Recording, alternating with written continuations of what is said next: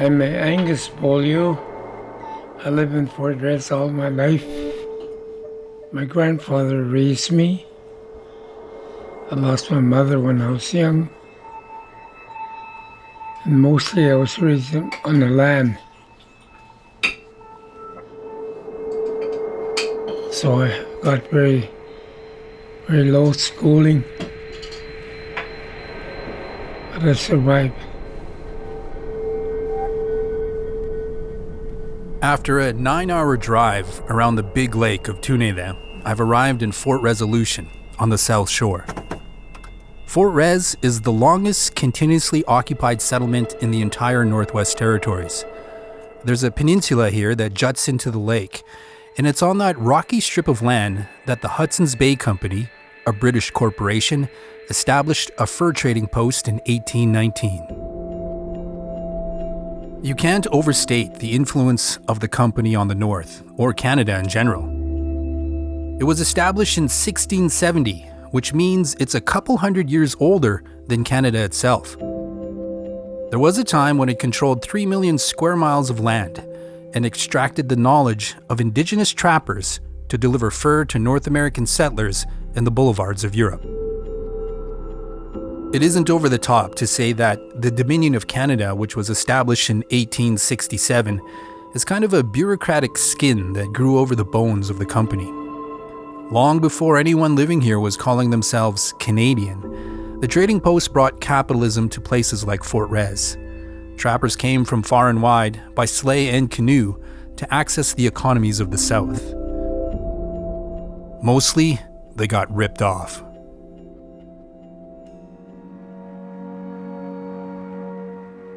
There isn't a trading post in Fort Res anymore. The company doesn't carry the same influence it once did, and now Canadians associated more with cozy blankets than colonialism.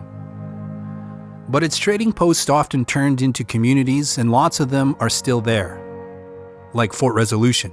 Fewer than 500 people live here, mostly Dene and Métis with some white folks sprinkled in. It's a mellow place. There's a tall flagpole in the chief's front yard where he flies a Canadian flag. Except it's got a pot leaf instead of a maple leaf. Angus is one of the oldest people in Fort Res. You can see the Métis flag in his front yard from just about anywhere in town. It's blue with a white infinity symbol, which represents the permanence of Métis culture and the unity between white settlers and indigenous folks. Angus has been around here his whole life. So I've done a little bit of everything. I trap for a living and hunt. I travel around this lake with a dog team. I follow the flag up to the house where Angus lives with his wife Dorothy.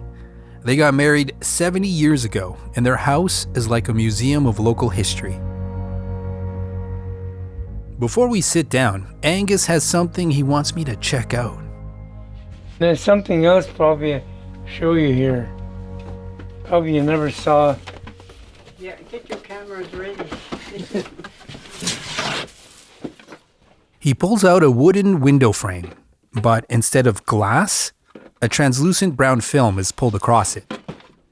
Before any glass windows came out, people use fish skin. Oh, that's fish skin. I made this just to show to young people what we used to use before white men came up here. Really? Brings in light, Yeah. but you can't see. In the middle of the skin is a tiny round hole. You got to leave a hole to look with one eye outside. Who's outside? Yeah. But he said you have to use a poop hole, and that way it doesn't tear. Oh. If you cut a little hole yourself, it'll keep on tearing. So if you want to look outside, he said you leave that poop hole on there. Sometimes you can see the entire genius of a pupil in something as small as the poop hole of a fish. Fort Res has so much history. it's easy to forget what happened here in 1978. On that January night, the settlement finds itself directly beneath Cosmos 954 as it streaks across the sky, scattering millions of radioactive particles on the land below. Angus remembers it well. There's two guys around town with suits on, and they had something at the end of a stick, and all on the highway, all over the roads and that. And one day they're outside here. They finally asked if they can go on top of my roof. So I put a ladder there for them, and they went there and searched all on top there, and they found 42 pieces on top of that roof. They're small. They're showing me something like pepper or some little bigger. That's it. That's an image that comes up over and over when people talk about the debris. The particles that are visible to the naked eye look like peppercorns.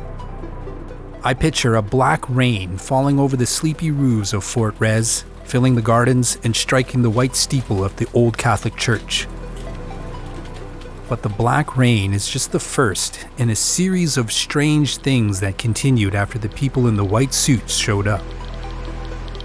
Every time they get close to my dog, they're making a loud noise. And they found one small piece on the back of my dog's hip. They took that, and by summer, my dog couldn't walk at all. He was dragging the back end around, so I had to put him down. Sometimes it feels like not only did the satellite break apart and get scattered in a million pieces over the land, but so did the story of the crash. All the time I'd spent going through the archives and interviewing the people who found bits of debris, that's how I put together the story of Phase 1 of the operation, when the biggest chunks of cosmos were found, like the young Americans' twisted metal antlers. But the archive couldn't tell the whole story, maybe not even half. To find what's missing, I need to run my own search operation to the communities of Denendeh to hear from the people who know this land the best. Maybe they could help me put the story back together. But as soon as I entered the debris field, I realized that Cosmos had left more questions than answers, and that a shadow of fear still falls across this place. I'm Dëneze Nakehk'o. From Imperative Entertainment in Vespucci, this is Operation Morning Light. Episode 5, Acceptable Risk.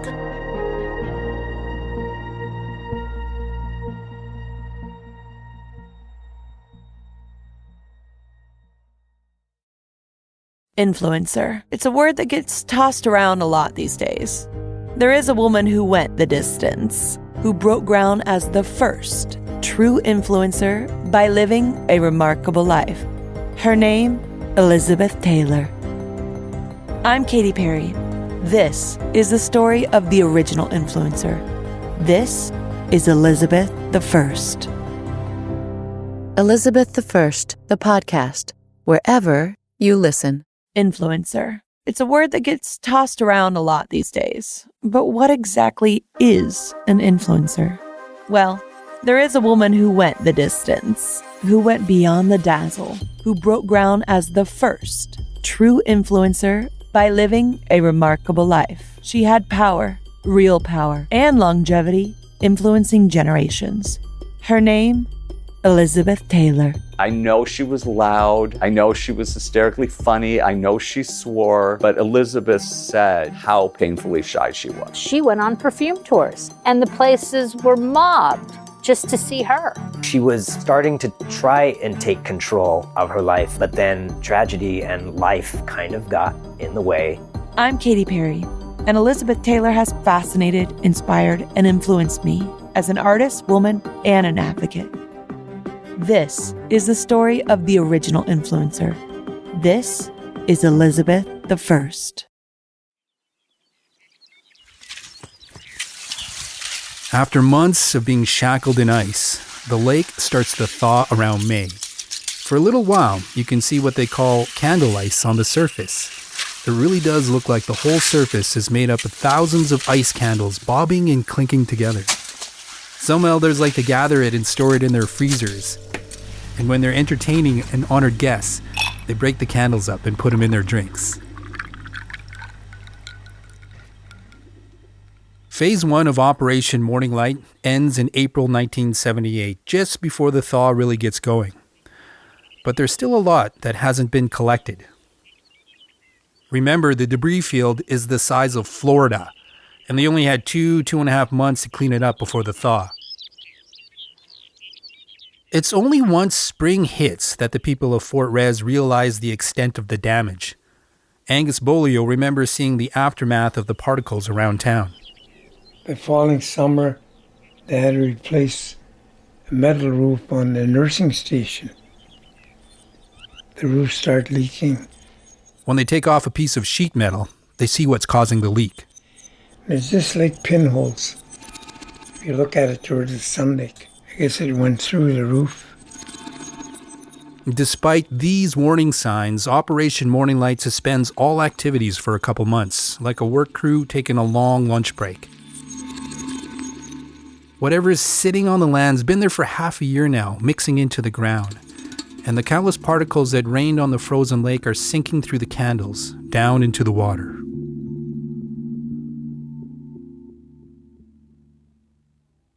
In July, Phase 2 of the operation begins. This time, it won't be a military operation. The work's been contracted to an engineering consulting firm in Edmonton, who subcontracted it to a land survey corporation. It's the job of these private companies to go back over the entire debris field to find all the pepper-sized particles. But how thorough should they be?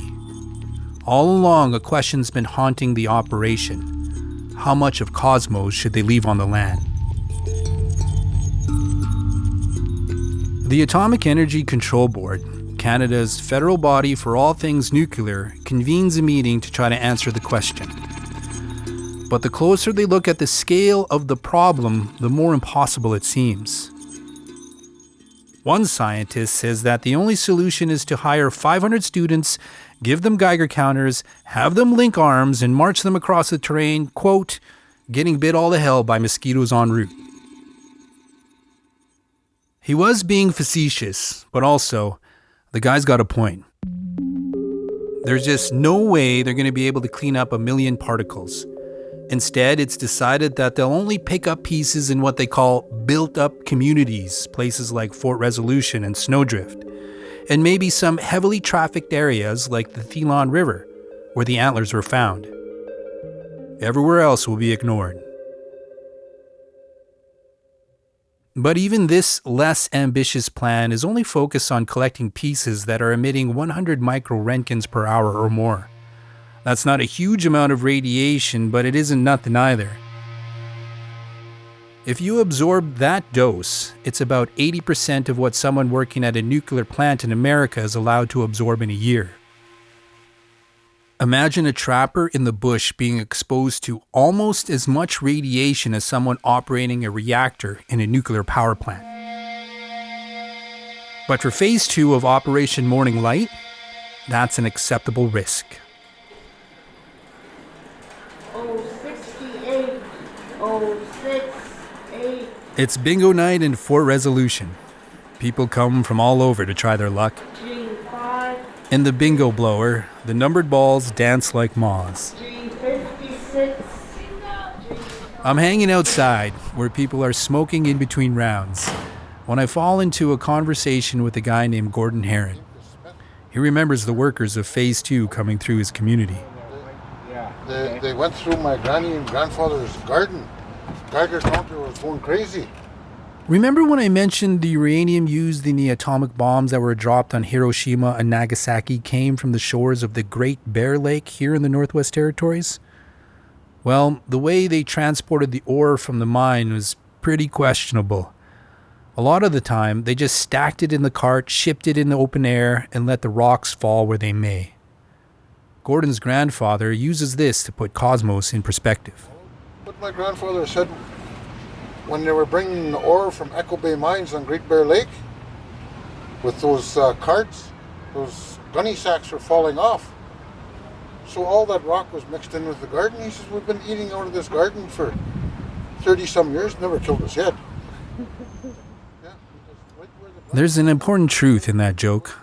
Our communities face such a confluence of industrial threats, they become hard to differentiate. If you don't know whether the poison in your garden is from a uranium mine or a Soviet satellite, does the answer even matter? Gordon gives me an example. There were tailings from Clough Lake Mine, a decommissioned uranium mine in northern Saskatchewan. But the mine is hundreds and hundreds of miles from the big lake of Denendeh. No way it's going to affect us, right? After the mine shut down, of course, rain, snow, overflowed the ponds, gets right in the Clough River, right? Goes into Lake Athabasca.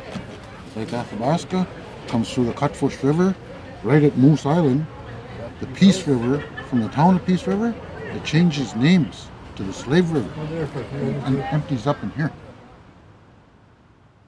Today, one of the major pollutants here is the tar sands, the massive and destructive oil extraction industry in Alberta, over 800 miles to the south.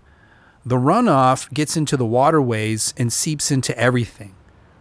But Gordon says the picture's way bigger. But everybody says the tar sands, the tar sands, the tar sands. Well, it's only one problem in the watershed.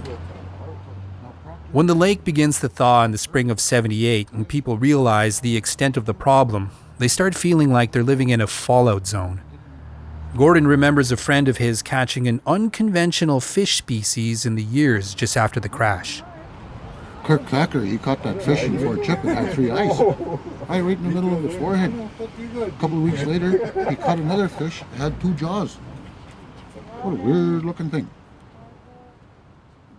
At the time, people are unusually sensitive to the issue of pollution. It's because there's just been a major battle here in Denendeh, the land of my people. And before Cosmos was even a thing, it had Canada's attention riveted on the north. What happens here on the northern frontier, here in the northern homeland, will tell us something about what kind of country Canada is, what kind of people we are. Those are the words of Thomas Berger, who was a justice of the British Columbia Supreme Court. It's November 1976, about 15 months before Cosmos 954 fell, and he's just brought a major inquiry to a close. 2 energy companies, Foothills and Gas Arctic, have proposed a massive natural gas pipeline that would connect the Arctic Ocean to the voracious energy markets of the South. This plan was hatched in the late 1960s and into the early 1970s. This is Arne Keeling. He studies resource extraction projects in northern Canada at Memorial University. It was a proposal by a consortium of companies to build a gas pipeline from the Beaufort Sea down through the Mackenzie Valley and down to connect into the North American energy grid.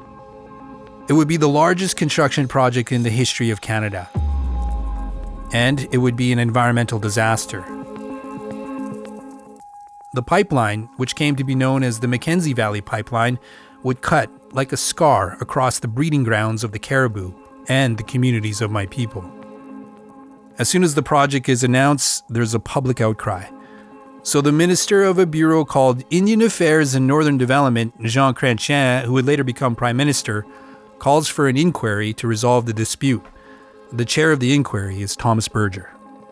This inquiry has been established to consider what the social, economic, and environmental impact will be if a pipeline is built.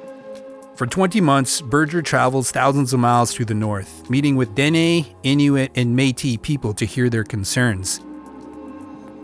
That may sound basic, but when it comes to the big business of resource extraction, a white man seriously listening to Indigenous people is a radical act. Berger's approach was very much one of listening to people, just letting people talk about what their concerns were, what their issues were, not engaging in processes of kind of cross-examination and the kind of quasi-legalistic structures that you would typically see with these kind of inquiries. Instead, the result was this, revolutionary expression of not only specific concerns about that pipeline, but just the transformative effects of modernization. The reason nobody listens to us is simple. What we have to say is usually pretty inconvenient for the big plans of the white man. This is a young Inuit named Vince Dean speaking at the Berger Inquiry in March of '76. The people won't take a white man's word that is at face value anymore. Because you fooled them too many times. You took everything you had and you gave them nothing. Took all the fur, took all the whales, killed all the polar bear with aircraft and everything and put a quota on top of that on top of him so he can't hunt polar bear when he feels like it anymore. And now they want to drill out there. Some community leaders see the inquiry as a referendum on our entire way of life. And so when Chief Frank Tiselli steps to the mic, he expresses the vitality of that way of life in a speech that's become a classic.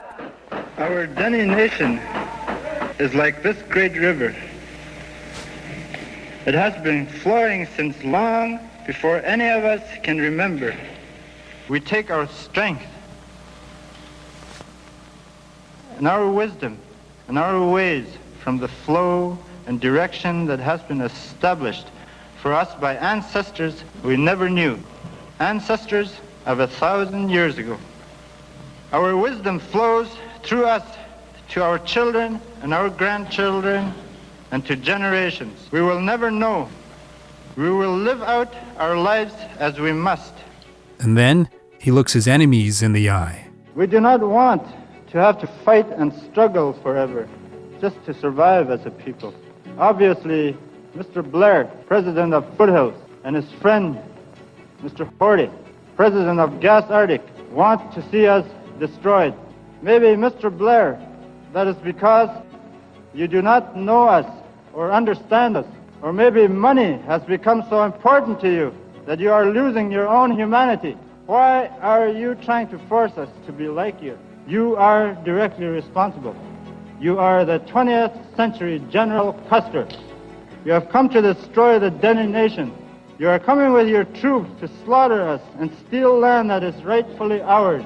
You are coming to destroy a people that have a history of 30,000 years. Why? For 20 years of gas. Are you really that insane?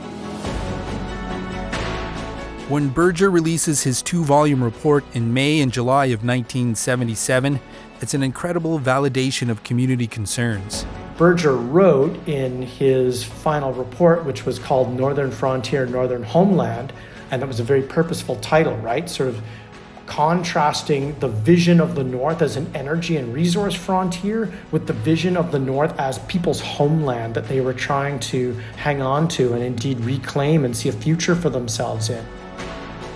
He calls for a 10-year moratorium on pipeline construction, the resolution of indigenous land claims, and the establishment of national parks along the Arctic coastline to prevent any further development. In the end, Jean Chrétien and the federal government mostly ignore the report. But the pipeline is canceled anyway. Money always speaks loudest, and when gas prices fall in the late 70s, the pipeline becomes unprofitable.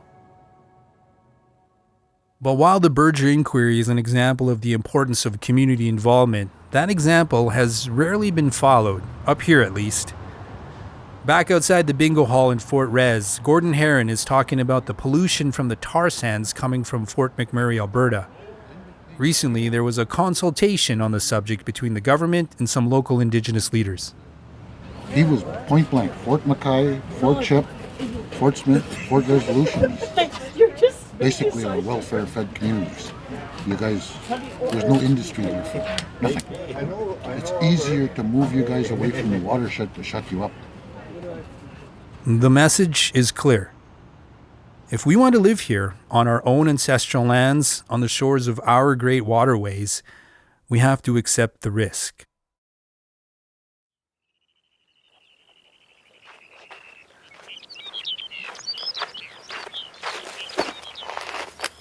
In spring, my Dene ancestors would come in from the barrens to the shores of the big water of Denendeh.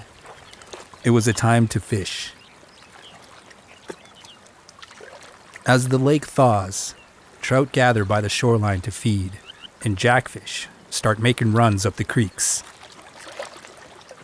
Sometimes the people would spear the fish. Other times they'd fashion a hook from a caribou bone and leave it in the hole in the ice overnight. The fish were massive, 10 and 20 pounders, and the meat was always healthy. Angus Bolio of Fort Resolution has spent much of his life following the rhythms of the water.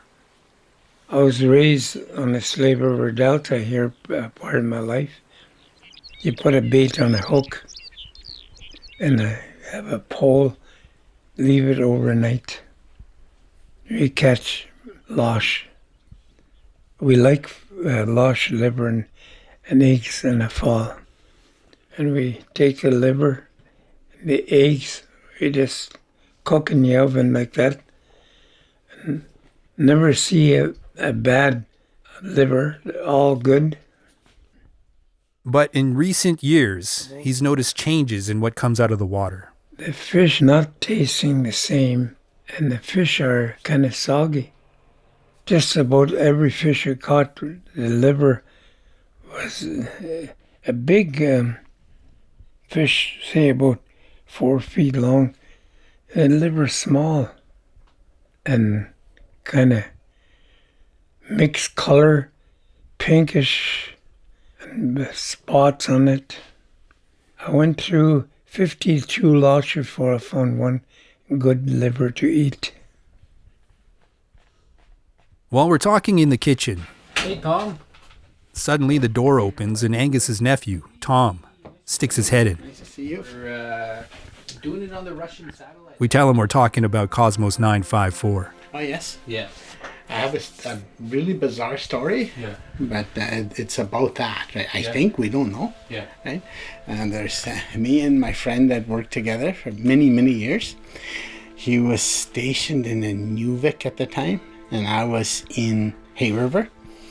We went on a retreat, and we're in McKay Lake, and we saw a 3-eared rabbit.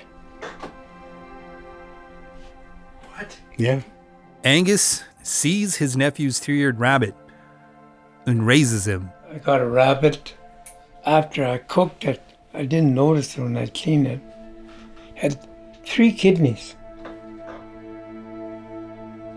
3-eyed fish, 3-eared rabbits. People are eager to tell me stories like this. There hasn't been an inquiry like Thomas Berger's in decades, a place where people feel comfortable expressing their fears.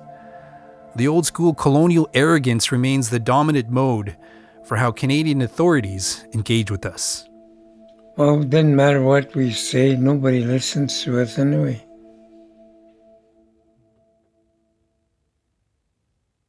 The first thing I ever knew about Angus Bolio was that he's a fiddler.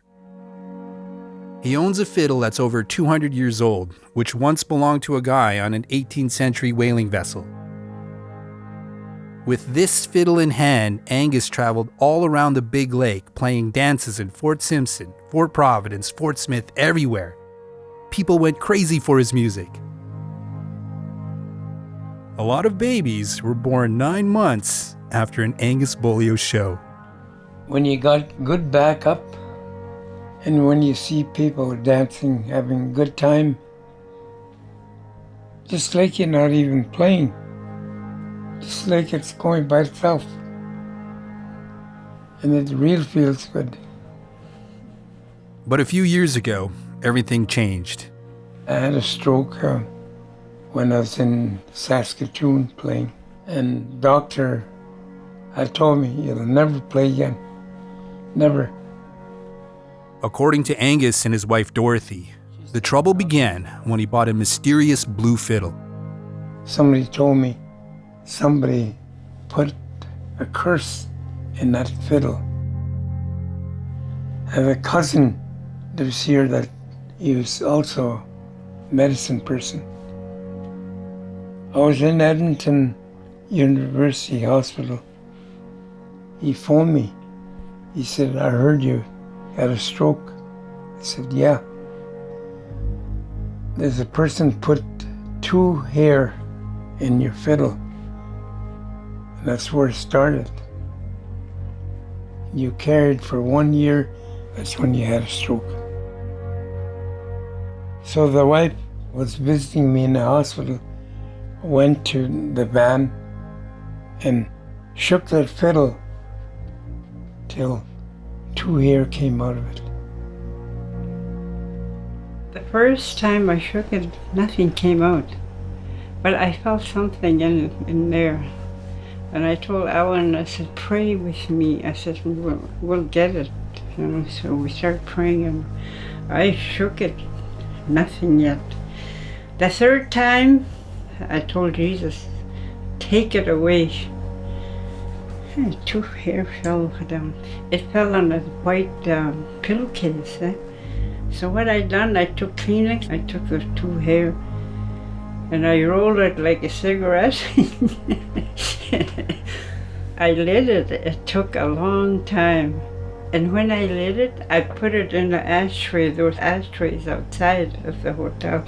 The smoke just went up like just black. Well, and I thank God right there.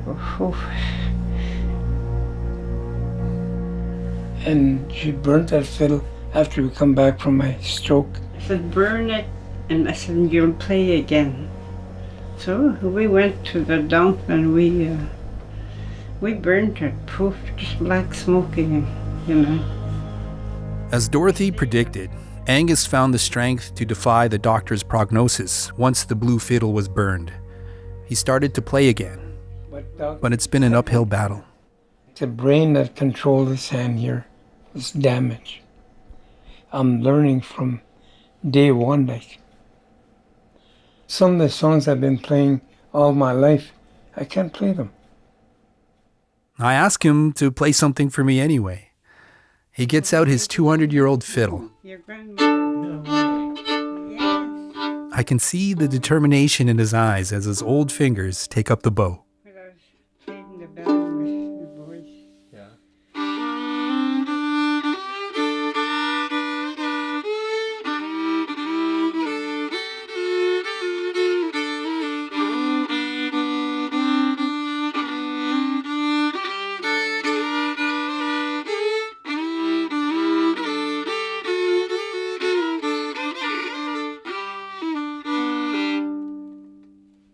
Oh, it's pretty rough.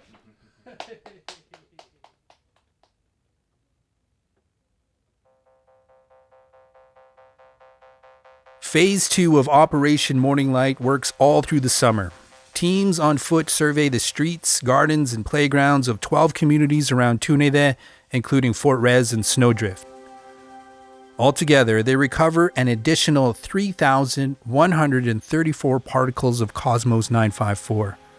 The vast majority are the peppercorns, less than 1 millimeter in diameter.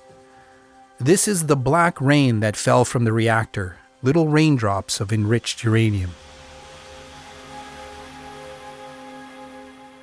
So how much else exists on the land? The operation admits it's impossible to say.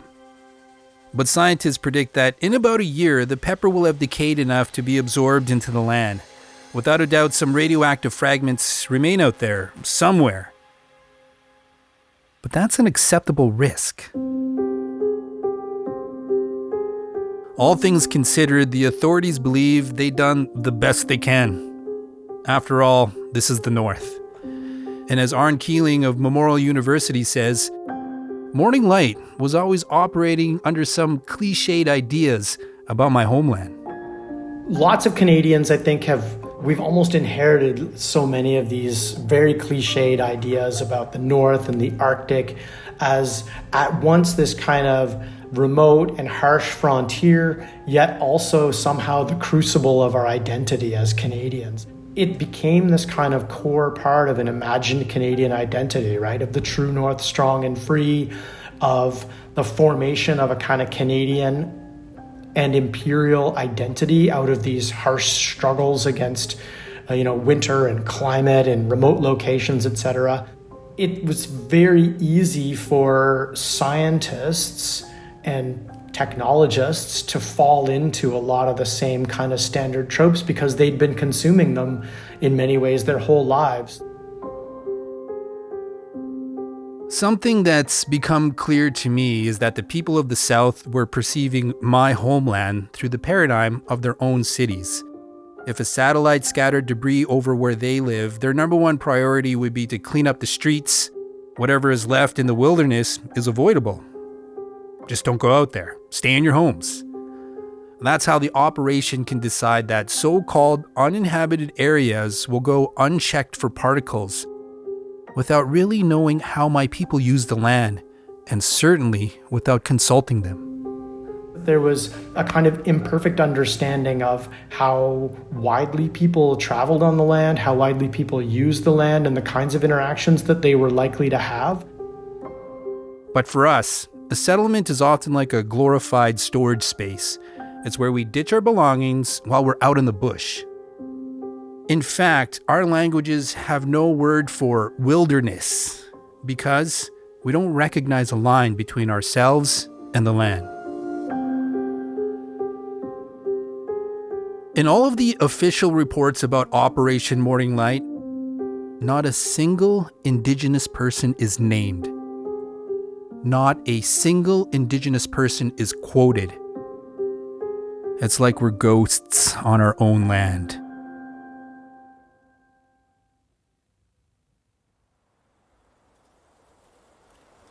Phase 2 wraps up in early September 1978. Operation Morning Light comes to a close. One of its final missions takes place on a windy Monday morning. A Chinook helicopter touches down at the old Cosmos Lake site. That's where the operation set up camp in the winter, wrongly thinking it was in the middle of the debris field when in fact it's miles away. The men in the Chinook have two tasks. One, clean up all the garbage that's been left out there, and two, erect a cairn to commemorate the operation. The men start working in the stiff breeze, stuffing as much trash as they can into the bags, while others stack stones for the cairn. Suddenly the wind dies, and that's when the flies descend, millions of them in dense clouds taking bites out of the crew. The men want to get out of there, but not before they install the plaque. They smooth the mortar on the cairn and press the plaque into it so it can stand there, proclaiming its message for generations to come. A joint task force of Canadian and American groups worked together in true international cooperation to recover the radioactive debris. They met the challenge and successfully surmounted the difficulties of working in circumstances of extreme cold and featureless navigation. The flies are getting thicker, so the men rush back to their helicopter. The mission is a success. Well, it's a half success. There's still a lot of garbage out here, way too much for them to carry. But that's okay. Someone will clean it up another day. It's not a risk to anyone out here in the wilderness.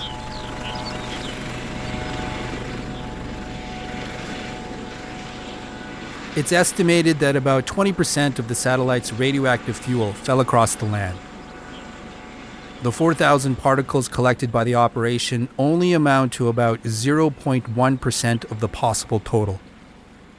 0.1%. The rest is still out there with the fish and the rabbits and the people. That's next time.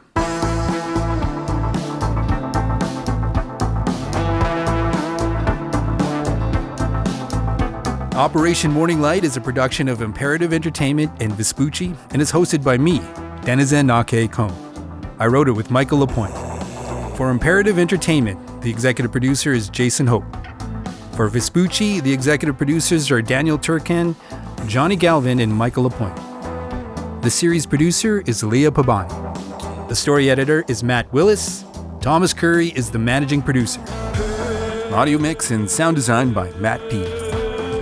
Our closing theme is Siga Dante by Digawolf off his album Inni Spirit.